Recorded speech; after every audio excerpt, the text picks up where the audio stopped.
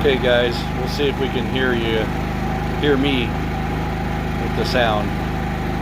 So I just picked up this Predator 3500 generator from Harbor Freight.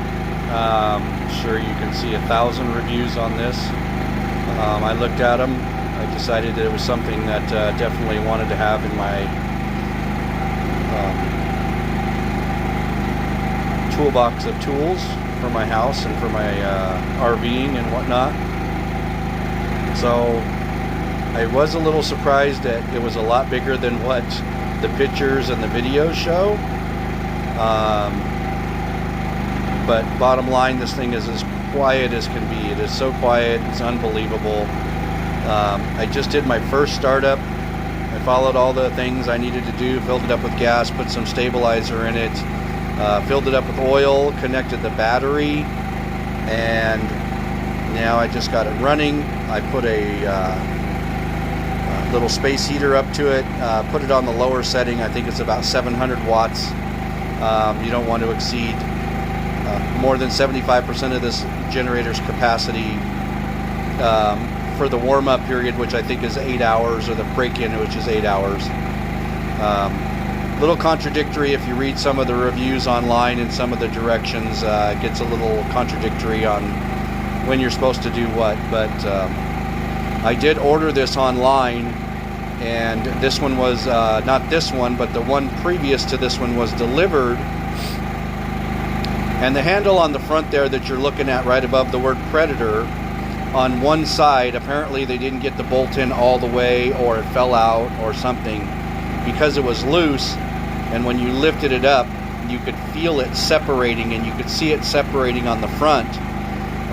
So what I had to do was run down to my local Harbor Freight store and exchange it.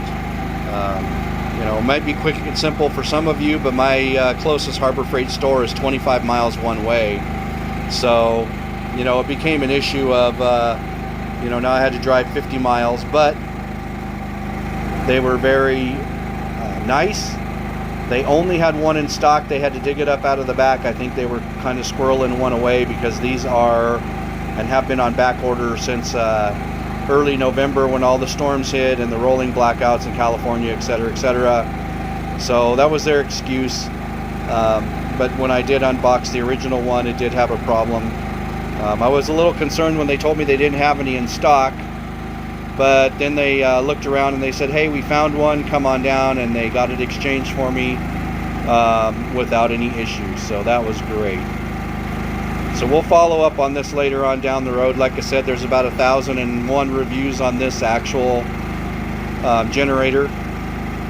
I wanted to see how it worked for me, and it looks like it's going to work out really good. I do like the quiet, so I didn't want to have a big gigantic. I've had a 3,500 watt generator that wasn't quiet at all. You could hear it a mile away. So we'll see how this works out. I'm gonna try powering my RV. Probably do a little backfeeding through the house to see how that works out. I'll do it safely and properly. You know, you got all these people out there telling you how to and how not to do it. I'm going to use my RV plug as a transfer switch for the 110/30 amp, because that's what my RV's rated, and that's what this generator is rated at. So it should be pretty easy peasy to use my RV plug as a backfeed transfer switch without having to go to all the trouble buying it and rewiring a separate transfer switch. But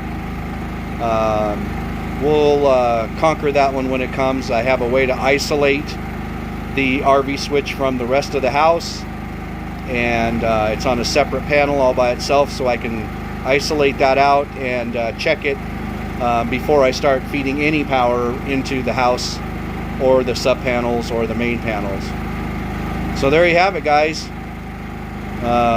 We'll see how the audio turns out, and if you can hear me, I'll post this video up. Oh, by the way, the book doesn't tell you what the oil or fuel capacity is on this. From what I was reading, what I found out is the oil capacity is about 1/2 quart, and I don't know what the fuel capacity is just yet. Talk to you later.